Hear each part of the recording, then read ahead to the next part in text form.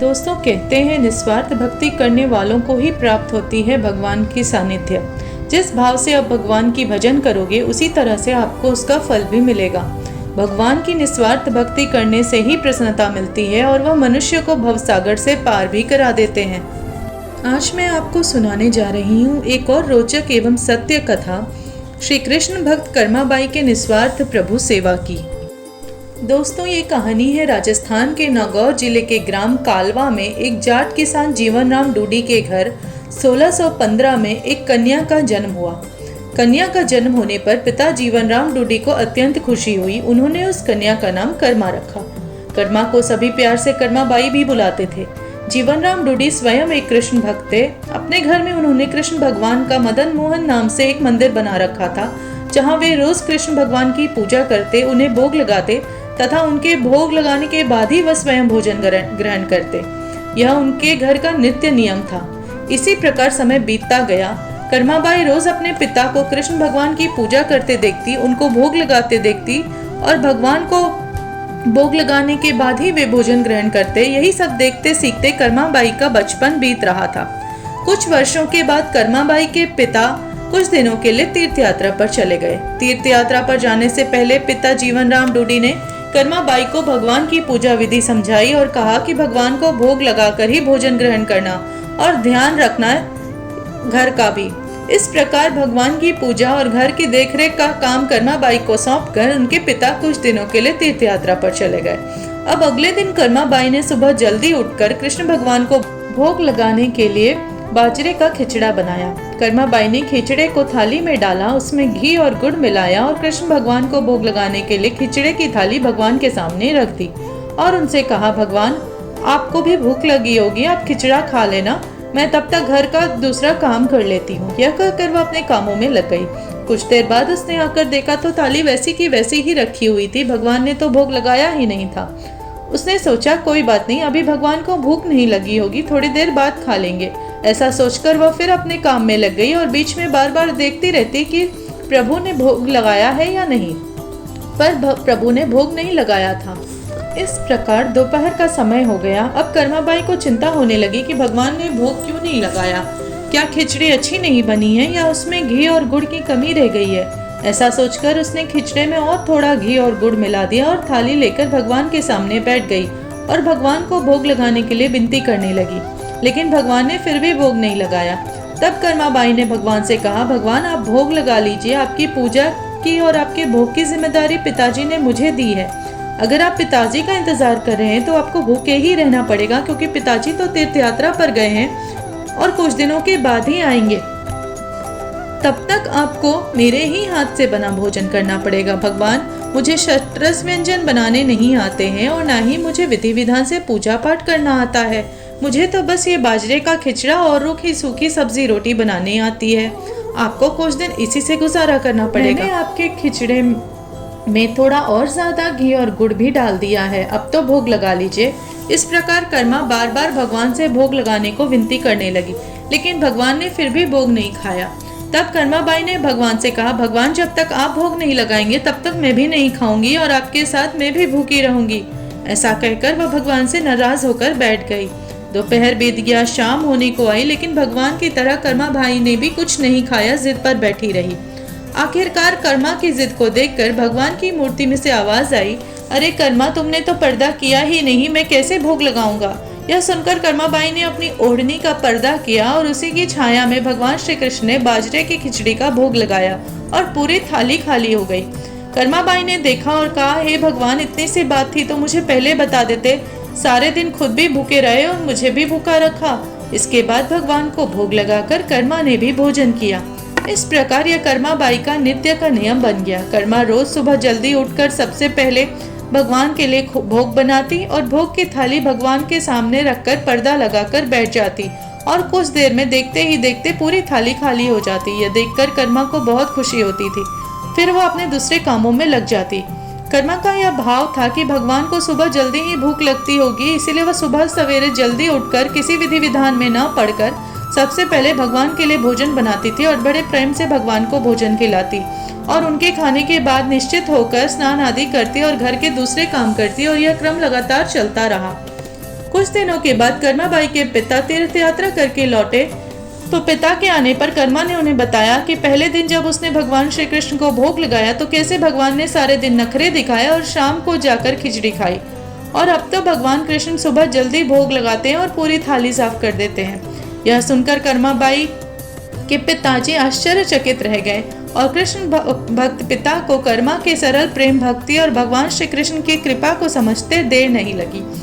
कर्मा के पिताजी ने सोचा, जिस भगवान को प्राप्त करने के लिए वे तीर्थ यात्रा में भटक रहे थे वो भगवान उनके घर में ही विराजमान थे और उनकी पुत्री के हाथों से रोज भोग खाते थे।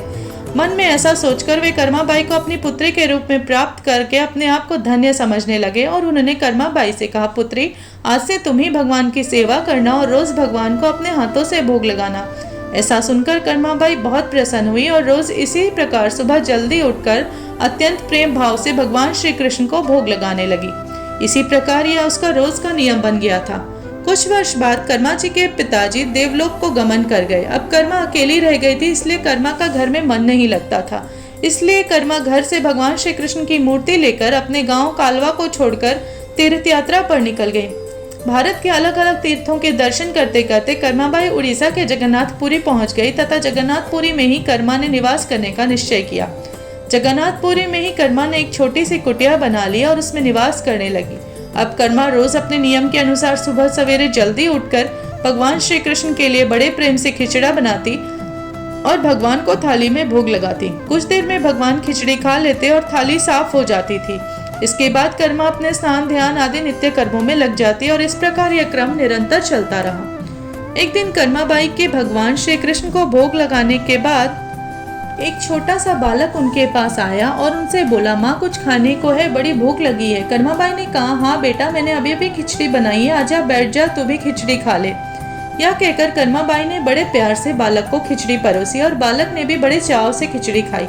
उस बालक के रूप में स्वयं भगवान जगन्नाथ कर्माबाई के हाथ से बना खिचड़ा खाने साक्षात पधारे थे।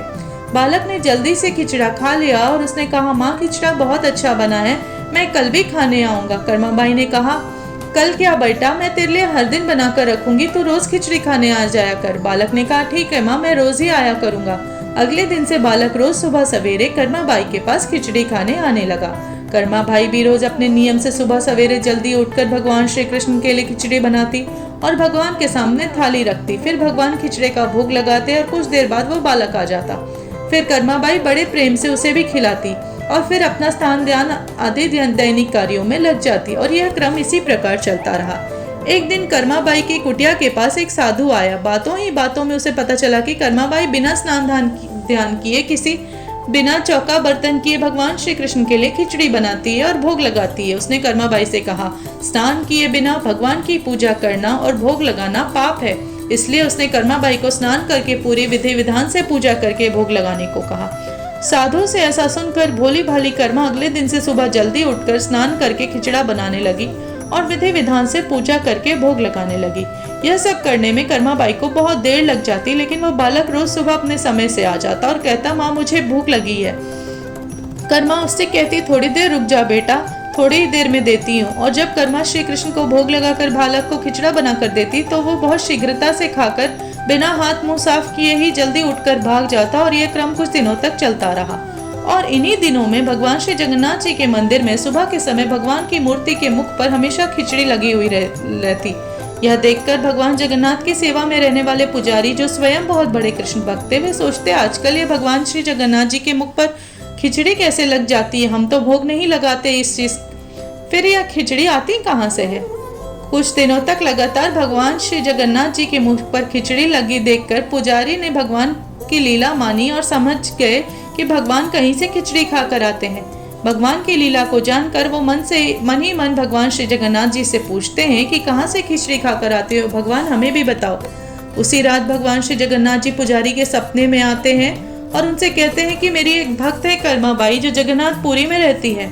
वह रोज सुबह सवेरे मेरे लिए बाजरे का खिचड़ा बनाती है और बड़े प्रेम से मुझे भोग लगाती है और मैं भी रोज सुबह जल्दी उसके पास खिचड़ी खाने जाता हूँ और मुझे उसके हाथ की खिचड़ी बहुत पसंद है। परंतु कुछ दिन पहले उसके पास एक साधु गया और उससे कहा कि स्नान ध्यान किए बिना, विधि विधान से पूजा करे बिना भोग लगाने से पाप लगता है, इसलिए वह आजकल विधि विधान से पूजा करके भोग लगाती है। उसके बाद मुझे खिचड़ी खिलाती है। ये सब करते हुए बहुत देर हो जाती है और मुझे खिचड़ी का इंतजार करना पड़ता है और भूख भी सहन करनी पड़ती है। जब तक मैं खिचड़ी खाता हूँ तब तक यहाँ मंदिर में भक्तगण आने लगते हैं, इसलिए मुझे खिचड़ी खाकर मुंह हाथ धोए बिना ही झूठे मुंह भागकर यहाँ आना पड़ता है।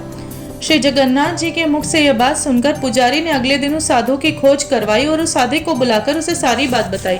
पुजारी से यह सब जानकर वह साधु घबराया हुआ कर्मा जी के पास गया और उनसे कहा कि आप पहले ही की तरह सुबह जल्दी ही भगवान को खिचड़े का भोग लगाया करो। आपके लिए किसी नियम विधि विधान की कोई आवश्यकता नहीं है। साधु से यह सुनकर कर्माबाई अगले दिन से पहले ही की तरह भगवान को खिचड़े का भोग लगाती रही और उस बालक को भी खिलाती रही। यह क्रम कई वर्षों तक चलता रहा और एक दिन कर्माबाई संसार चक्र को छोड़कर प्रभु के धाम चली गई। उस दिन जगन्नाथपुरी के मंदिर में भगवान श्री जगन्नाथ जी के श्री विग्रह के नयनों से अश्रु निकल रहे थे। यह देखकर मंदिर के सभी पुजारी और जगन्नाथपुरी के राजा भी मंदिर में उपस्थित हुए और प्रभु से विनती करने लगे कि हे प्रभु, क्या हमसे कोई त्रुटि हुई है, कोई अपराध हुआ है जिसके कारण आप जगत के पालनहार के आंखों में आंसू है। उस दिन रात में पुजारी और जगन्नाथपुरी के राजा के स्वप्न में भगवान श्री जगन्नाथ जी ने कहा कि आज माँ कर्माबाई इस लोक से विदा हो गई और मुझ में विलीन हो गई, परंतु अब मुझे रोज सुबह सवेरे बाजरे का खिचड़ा कौन खिलाएगा। अगले दिन जगन्नाथपुरी के राजा ने मंदिर के सभी पुजारियों और संतों से राय ली और यह आदेश जारी किया कि आज से भगवान श्री जगन्नाथ जी को सुबह सवेरे सबसे पहले माँ कर्माबाई के नाम से खिचड़े का भोग लगाया जाएगा, जिससे भगवान को माँ कर्माबाई की कमी महसूस नहीं होगी।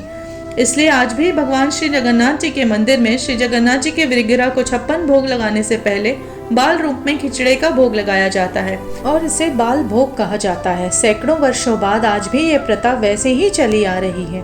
दोस्तों, भक्त कर्माबाई का यह निश्चल प्रेम और भक्ति ने आपके मन में कैसी प्रभु प्रेम जगाई, कमेंट करके जरूर बताना और चैनल को सब्सक्राइब करना ना भूले। जय श्री जगन्नाथ प्रभु की जय। श्री राधे राधे दोस्तों।